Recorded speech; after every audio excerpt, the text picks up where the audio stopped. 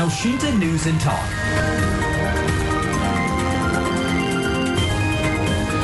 Ratusan konsumen proyek apartemen LRT City masih memperjuangkan hak mereka setelah proyek yang dijanjikan tak kunjung rampung. Di tengah tuntutan pengembalian dana atau refund, pihak pengembangan PT Adi Komuter Property mengaku mengalami tekanan likuiditas sehingga kesulitan memahami permintaan konsumen. Ketua Badan Perlindungan Konsumen Nasional atau BPKN, Muhammad Mufti Mubarok, mengingatkan agar penyelesaian sengketa ini tidak berlarut-larut hingga menjadi Meikarta Jilid 2. Sementara pemerintah juga mulai memfasilitasi komunikasi antara konsumen dan pengembang untuk mencari solusi. Sejauh mana hak-hak konsumen harus dipenuhi dan langkah apa yang perlu dilakukan agar kasus serupa tidak kembali terulang? Kita akan membahas lengkapnya bersama Ketua Badan Perlindungan Konsumen Nasional BPKN RI, Muhammad Mufti Mubarak.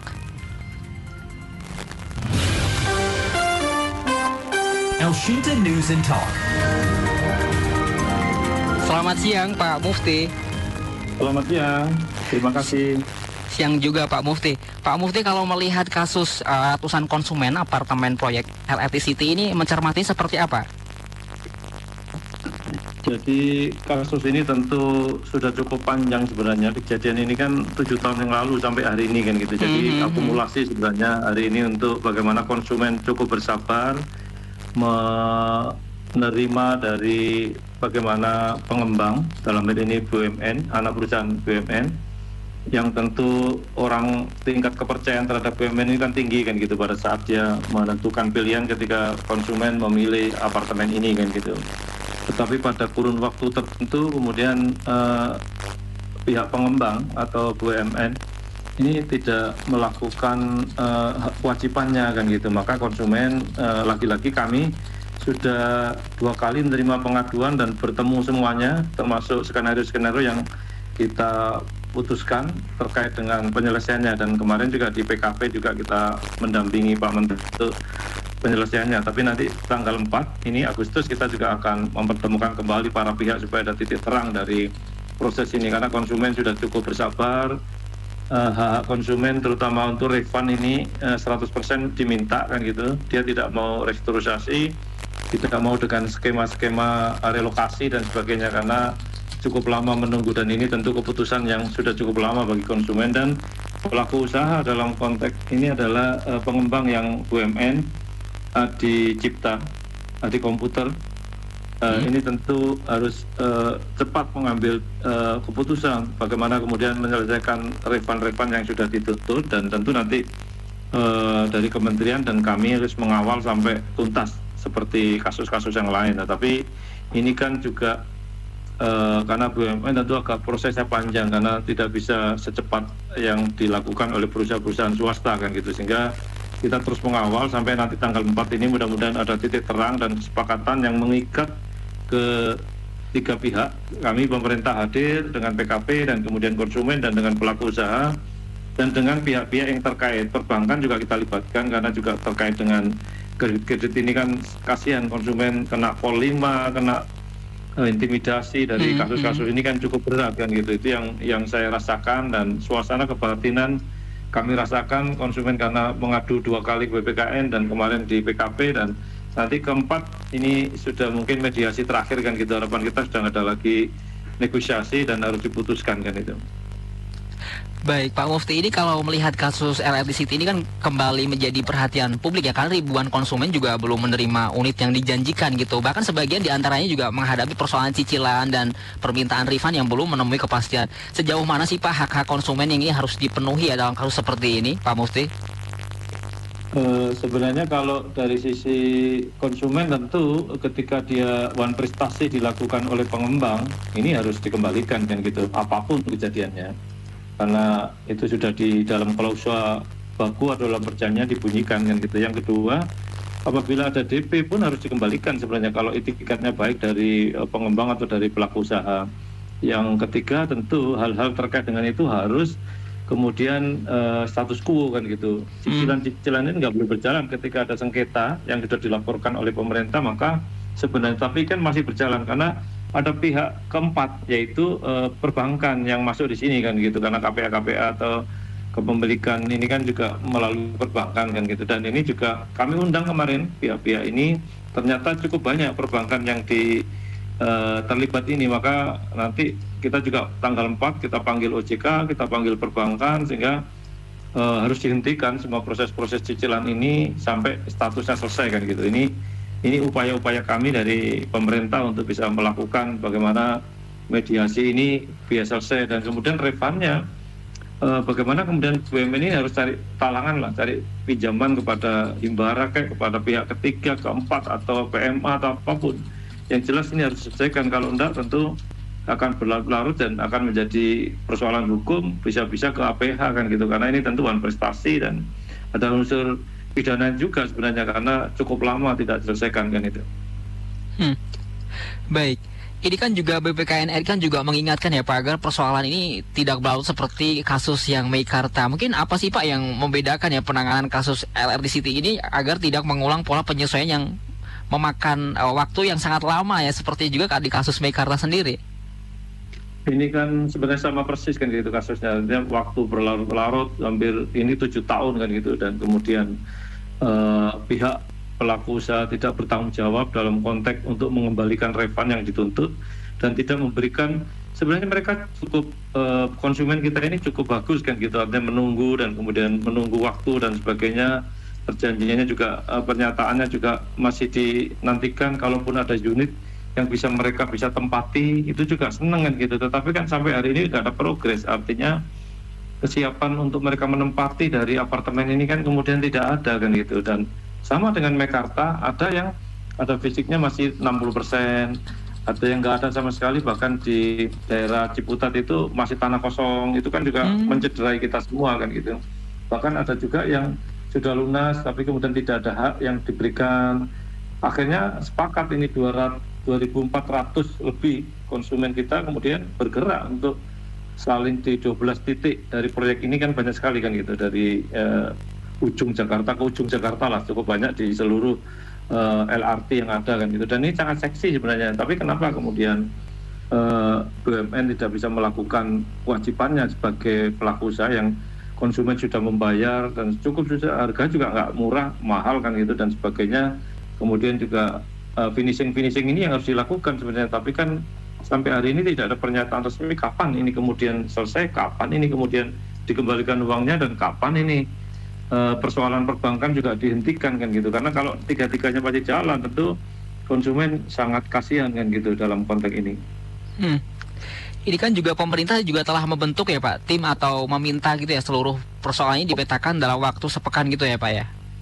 Ya, tanggal 4 kami akan jam 7 kita akan undang semuanya, perbankan, OJK, kemudian juga otoritas yang lain, kemudian konsumen, perwakilan semuanya, kemudian dari PKP, BPKN, kita semua akan sepakat membuat pernyataan bersama untuk komitmen kan gitu, membuat timetable kira-kira refundnya kapan dikembalikan, dan kemudian kalaupun ada fisik mana yang bisa yang sudah lunas itu, dan kapan juga yang masih belum dibangun ini kan juga harus ada kepastian semuanya dari itu. Dan ini tentu waktu harus cepat, karena kalau enggak perbankan ini kan juga masih belum ada persamaan persepsi dan belum ada instruksi dari kita semua untuk bisa menghentikan dari tagihan-tagihan yang mereka masih jalan kan gitu. Ini kan bunga berbunga, kemudian juga terkait dengan kewajiban-kewajiban yang harus diangsur, ini kan juga cukup tinggi kan gitu, dan ini kan sangat-sangat mencederai dari konsumen kita. Saya yakin suasana kebatinan kemarin kan belum punya rumah, ada yang belum punya apartemen, ada yang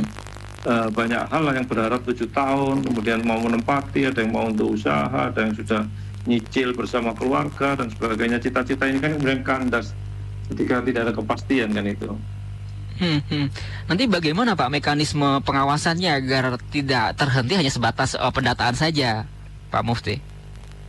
Ya, jadi kita minta para pihak, ini BUMN kan, Menteri BUMN harus kita hadirkan kan gitu, kemudian Himbara juga kita hadirkan sebagai pertanggungjawaban. Ini kan dari satu grup dengan mereka kan gitu, kepastian toh yang lain-lain bisa ditangani, kenapa persoalan ini nggak bisa, itu yang sedang kita pertanyakan. Dan perbankan juga harus memberikan satu kepastian kan gitu, hentikan dulu semua tagihan-tagihan itu sebelum ini status quo kan gitu. Dan saya kira nanti ada solusi lah dari ini kan, kita minta jeda waktu 2 minggu dari, dan sepekan ini juga para direksi dari pengembang ini, dan kemudian juga ada KSO juga ini ternyata di kasus-kasus ini ada pihak ketiga yang masuk, pihak kedua yang masuk, tentu kita undang semua lah biar ada sepakatan, dan itu nanti kita bikin berita acara dan disepakati kita kawal bersama kan gitu, sampai kasus apapun kita kawal kan gitu, seperti Mekarta kan akhirnya bisa selesai kan gitu, artinya dalam konteks refund juga dikembalikan, dalam konteks fisik juga dikasih, dalam konteks untuk relokasi juga sudah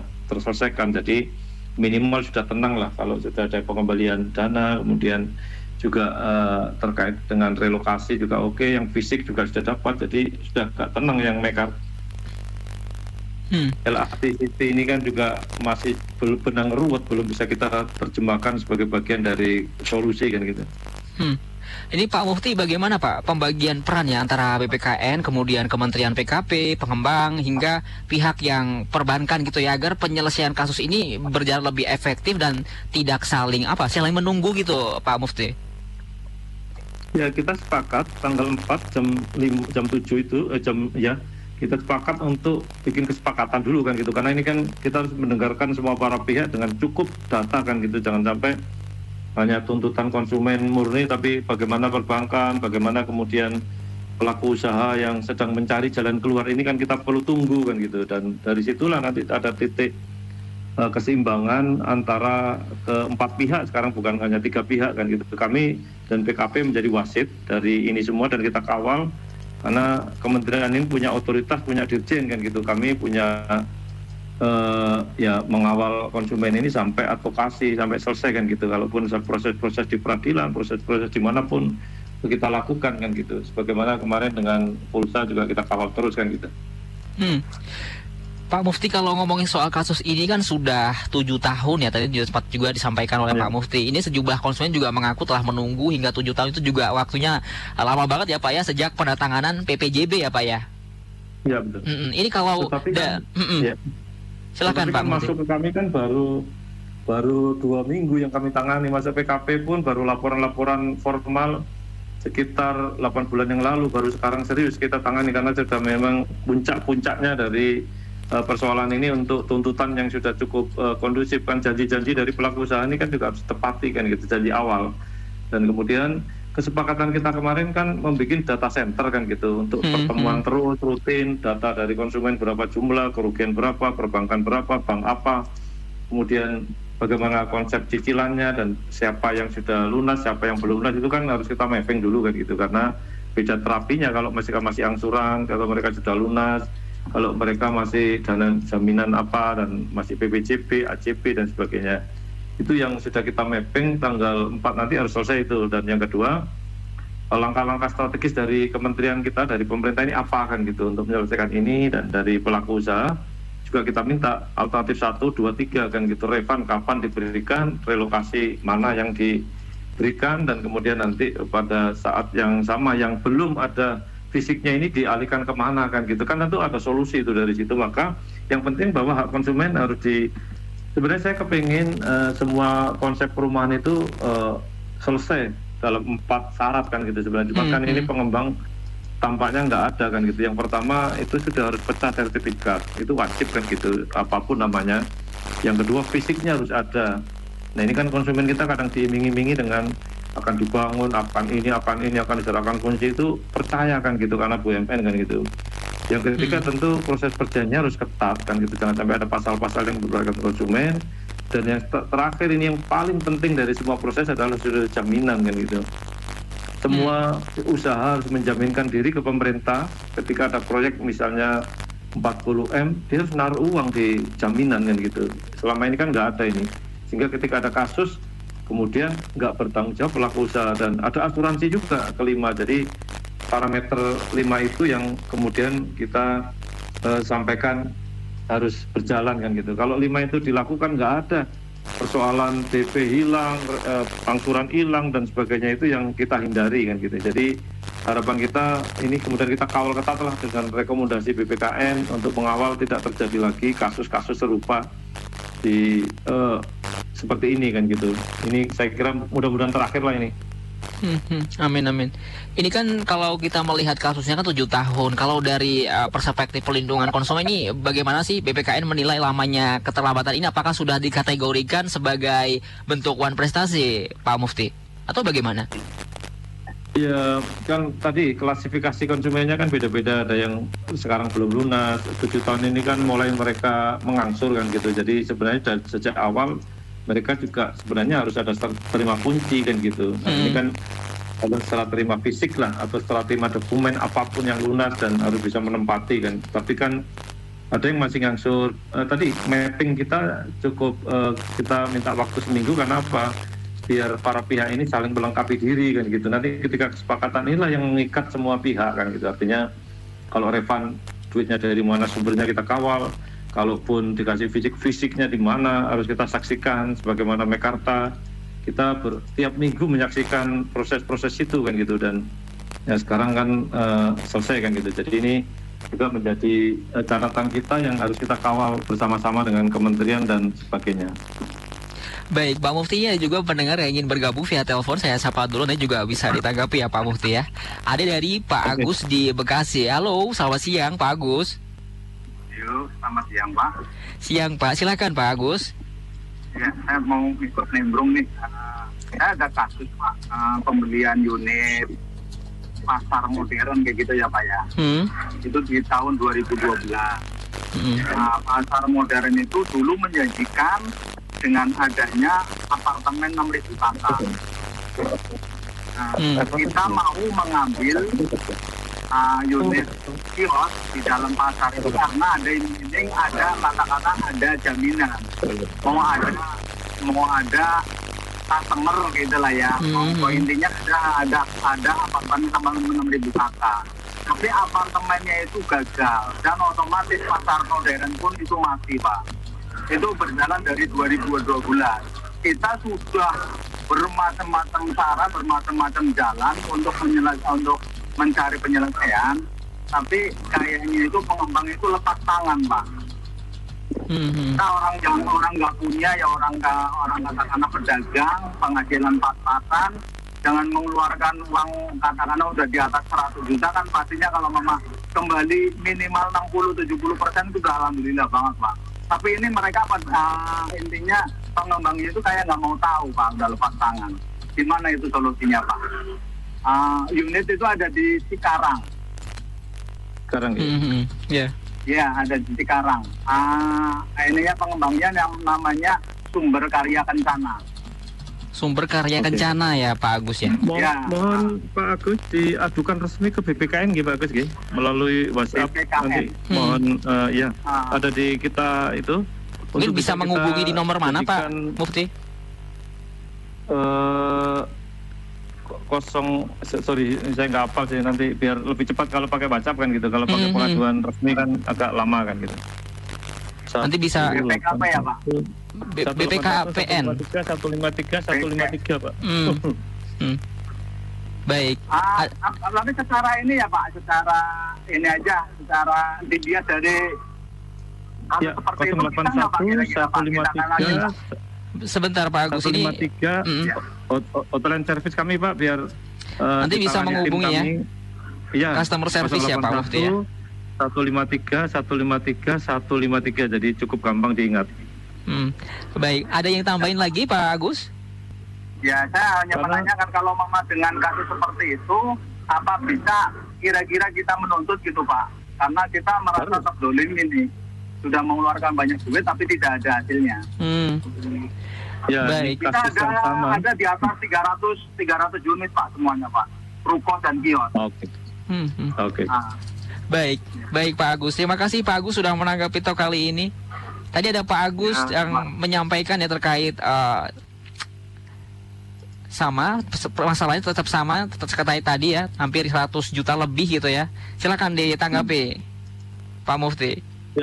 Ya jadi kasus serupa ini cukup banyak karena ini kan regulasi lama oleh pemerintah lama kan gitu. Peraturan belum cukup mendera bagi pelaku usaha. Kalau sekarang ini di bawah kepemimpinan Kementerian PKP saya kira setahun lebih ini berkurang. Tapi kan ini case yang baru, tetapi case yang lama yang tidak ada aturan ketatnya ini yang menjadi masalah kan gitu. Karena usulan kita kan seluruh pengembang harus kemudian punya jaminan itu.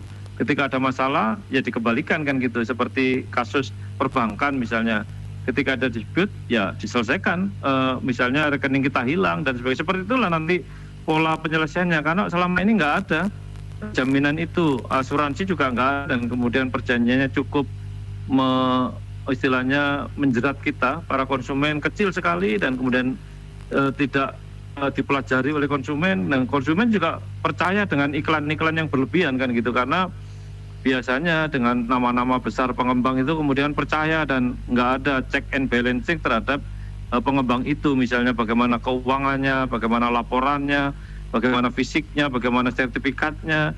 Semua kadang-kadang mereka percaya karena harga murah, karena itu tentu harus kita waspadai bagaimana iklan-iklan ini beredar kan gitu. Maka kita sudah sepakat juga bikin peraturan iklan-iklan ini segera kita atur juga perumahan agar nggak over kan gitu. Seperti kasus kosmetik itu kan over, kemarin kita selesaikan juga iklan-iklannya, mereka yang over kita tangkap sampai kan gitu, karena para pengusaha yang dokter-dokter aneh-aneh itu kan juga ketangkap sekarang kan gitu. Seperti juga kasus perumahan ini juga pengembang, saya kira dengan 4.000 lebih pengembang kan harus kita awasi satu persatu, jangan-jangan cuma ganti baju kan gitu untuk legalitas dari mereka bikin masalah di sana, masalah di sini, tapi ganti-ganti orang ini sedang kita awasi. Dan yang penting sebenarnya harus ada jaminan terhadap pemerintah, siapapun pengembangnya. Kalau mereka ada jaminan, ya tentu nanti kita aman kan gitu. Selama ini kan nggak ada jaminan, mereka ketika uang sudah dibayar, seperti kasus Pak Agus ini kan saya kira banyak, tidak hanya Pak Agus, seperti kasus LRT City ini dan Mekarta, dan sebenarnya ribuan kasus yang kami tangani polanya hampir sama kan gitu. Maka kita kemudian dengan PKP ini lagi bikin kesepakatan, bikin MOU, kami yang mengawasi dari sisi regulasi, PKP yang eksekutorial kan gitu, bagi tugas lah kita kan gitu. Sehingga dan pemerintah, perbankan, dan kemudian pemerintah harus hadir menjamin hak konsumen ketika bertransaksi. Kalaupun ada kelemahan-kelemahan transaksi ini ya kita kasih penjelasan kepada konsumen, dan pelaku usaha juga harus menempati hak dan kewajiban ketika menjalankan bisnis ini. Bisnis ini kan sebenarnya untungnya besar kan gitu. Perumahan ini kan modalnya nggak besar, kadang-kadang hanya jual gambar, jual contoh rumah satu, kemudian ini akses saja dijual kan gitu, nggak boleh. Yang dulu kita bikin peraturan kan 20% harus ada fisiknya, sekarang kita minta 100% ada fisiknya kan gitu. Artinya kalau kita beli mobil ya mobilnya ada, STNK-nya ada, BPKB-nya ada, baru kita beli. Jangan nggak ada STNK, nggak ada BPKB, nggak ada mobilnya, cuman gambar sebagian rodanya kita beli, janganlah, udah pasti lemah kita kan gitu. Maka kita serukan kepada konsumen Indonesia, kalau mau beli sesuatu cek STNK-nya itu ya BPK, kalau itu kan sertifikat kan gitu. Apakah sudah pecah, apakah belum, apakah dijaminkan, track record dari perusahaan itu harus dicek, jangan sampai ada cacat. Kami sudah bikin ranking nanti perusahaan-perusahaan yang plat, yang merah, yang hitam, yang kuning, yang biru. Artinya ada kasih bintang lah gitu, ini perusahaan bagus. Ada banyak perusahaan yang bagus sebenarnya kalau mau direkomendasi. Ini yang mau kita publish nanti di tahun ini kan gitu, supaya orang tahu ini. Kalau dalam penelitian kami ini kan biar tahu, oh pengembang ini nakal, perusahaan ini merah, perusahaan ini hitam, jangan pernah transaksi dengan perusahaan ini lah. Seperti pinjaman online lah kan sudah langsung kita tutup aja Pak Menteri, saya bilang kan gitu. Jadi supaya nggak ganggu kita konsumen seperti ini kan, kasihan Pak Agus ini. Kemudian LRT City ini kan juga berdarah-darah kemarin ceritanya kan gitu, nggak main-main. Mereka situasi ekonomi lagi sulit, ngangsur ini, kemudian kena bunga, kena ini. Saya yakin berat sekali kan gitu. Bisa merasakanlah suasana kebatinan. Saya selalu bilang tragedi ini muncul lagi dengan 2.400 konsumen, ini kan besar sekali kan gitu. Sebenarnya ada juga yang sudah selesai kan gitu.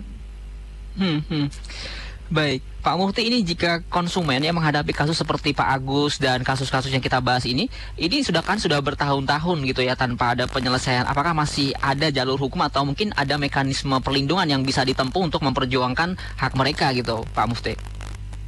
Ya, litigasi, non litigasi perlu dilakukan kan gitu. Yang non litigasi kan melalui jalur kami ini biasanya pro bono kan gitu, nggak ada biaya. Tapi kalau yang sudah litigasi kan tentu sudah biaya kan gitu. Jadi kita berharap tidak perlu peradilan lah, kita usahakan dari kementerian baru yang sudah setahun setengah ini kemudian BPKN yang sudah pengalaman kami cukup lama menyelesaikan persoalan-persoalan, tapi tidak bisa instan karena kami perlu mapping semuanya kan gitu, dan kami juga mengukur pelaku usaha ini juga harus terbuka semua dengan kita, ada tertutup, ada terbuka, dan harus ada kesepakatan baru kita kawal. Kalau itu kemudian nggak jalan ya sanksi, bukan prestasi kan gitu.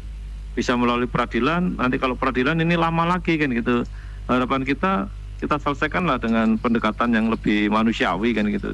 Tidak perlu harus kita kemudian dalam proses panjang sampai setahun, 2 tahun, 3 tahun, dan bahkan sampai ke PK sampai ke MA, itu yang saya kira tidak kita harapkan. Karena capek nanti kita ngurusi begitu kan gitu. So ini yang penting kan bahwa ada kesepakatan, kita kawal sampai kapanpun kan gitu. Harus selesai, nggak boleh ndak. Dan itu kalau kasus ini masih masuk ke pengaduan kami. Kalau ndak kan tentu kasihan konsumen, nggak bisa bergerak kemana-mana kan gitu, hanya menunggu, dan saya kira kalau ada beberapa yang selesai kan yang lain bisa ikut. Ini jurispruden kan gitu, itu yang kita harapkan.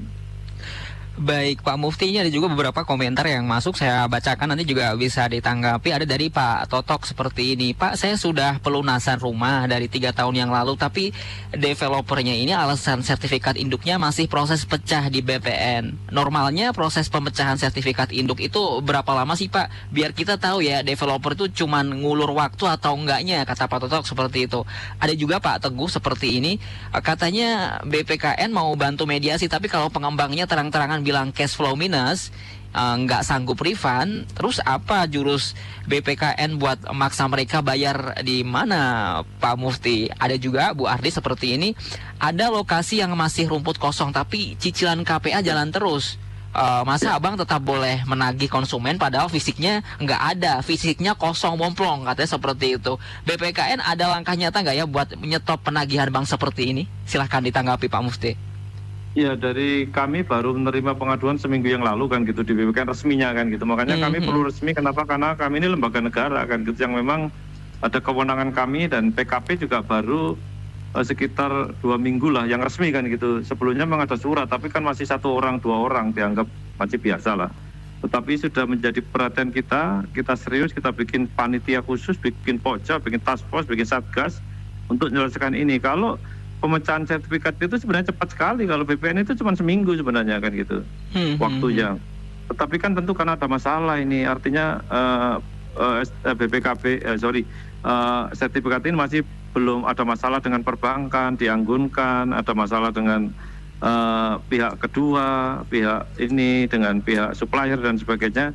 Biasanya kemudian diolor-olor seperti ini, dan ini kan sejak awal kami sepakat bahwa kalau konsumen mau cerdas, itu beli apapun harus pecah sertifikat kan gitu. Nggak boleh kemudian masih gelondongan. Itu pesan saya di mana-mana kan gitu. Kalau mau beli rumah, tolong dicek sertifikatnya, jangan sampai belum dipecah.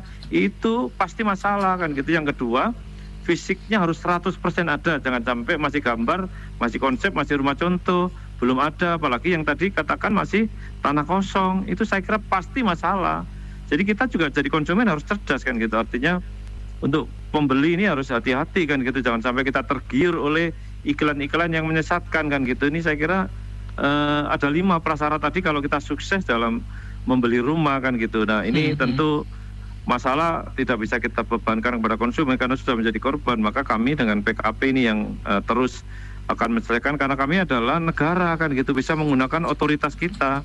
Misalnya kalaupun itu BUMN, ya kita kan ada Menteri BUMN, ada Himbara, ada kemudian Danantara, ada Presiden bila perlu, ada Menteri Menko dan sebagainya, ada otoritas yang lain, badan usaha yang bisa kita kerahkan, ada PMA, ada investor-investor yang bisa kita kerahkan.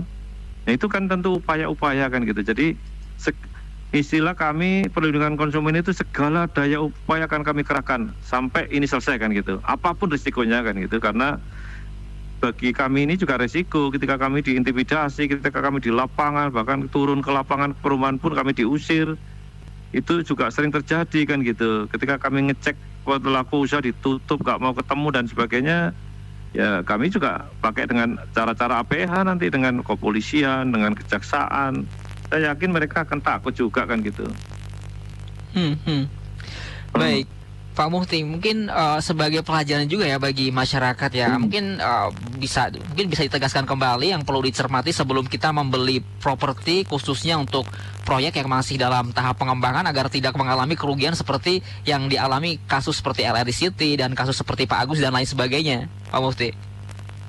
Ya, kasus ini pasti terjadi karena ini di tahun-tahun 7 tahun, 8 tahun yang lalu kan gitu. Tapi setelah 2-3 tahun yang lalu kami rekomendasi dengan kebijakan kementerian yang menerapkan cukup ketat itu, sekarang berkurang sekali pengaduan di kami kan gitu. Tapi pengaduan yang lama masih cukup tinggi kan gitu. Itu intinya apa? Bahwa upaya-upaya pemerintah sudah luar biasa kan gitu. Tadi dengan harus kemudian pecah sertifikat. Tolong semua konsumen, nomor 1 itu pecah sertifikat dulu. Sertifikatnya harus ada dulu. Yang kedua fisiknya 100%.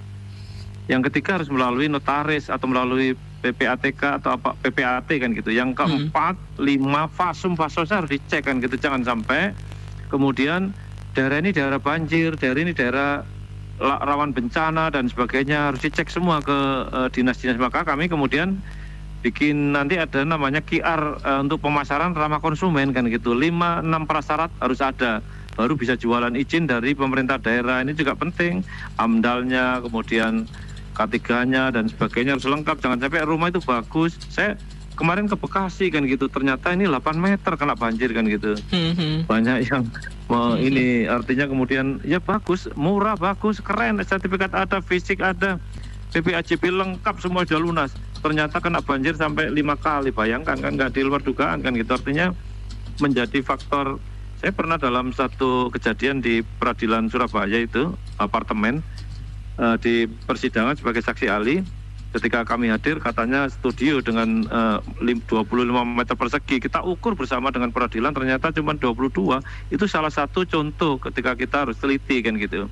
Maka cek semuanya 6-7 prasyarat itu baru kita tentukan sebagai pembeli kan gitu. Tapi kalau sudah terjadi ya kita akan tanggung jawab, kita akan hadir terus sampai tuntas kan gitu. Sebagaimana kasus Mekarta kan gitu yang kita tangani, alhamdulillah dalam waktu setahun kan gitu kita tangani juga sudah menunjukkan hasil yang positif kepada konsumen. Ini juga harapan kita tidak terlalu karena ini kan BUMN kan gitu. Mudah-mudahan ada solusi lah. BUMN ini kan punya menteri, punya induknya namanya Danantara, ada Himbara, ada macam-macam lah. Pakailah itu perangkat-perangkat itu kan gitu Nah tentu jaminan proyek ini kan banyak kan sebenarnya karena dari proses ini kan sertifikatnya lengkap kan gitu. Artinya legal standingnya bagus. Cuman perilaku dari pelaku usahanya ini yang kurang bagus kan gitu. Saya nggak ngerti bahwa BUMN kita kan seperti ini kan kondisinya kan. Baik, terima kasih Pak Mufti sudah menyempatkan waktunya untuk berbincang bersama Radio El Sinta. Semoga persoalan ini bisa segera menemukan solusinya ya Pak, dan memberikan kepastian hukum dan memenuhi hak-hak para konsumennya juga. Terima kasih Pak Mufti sudah berbincang bersama Radio El Sinta. Selamat siang Pak Mufti, sehat selalu. Terima kasih.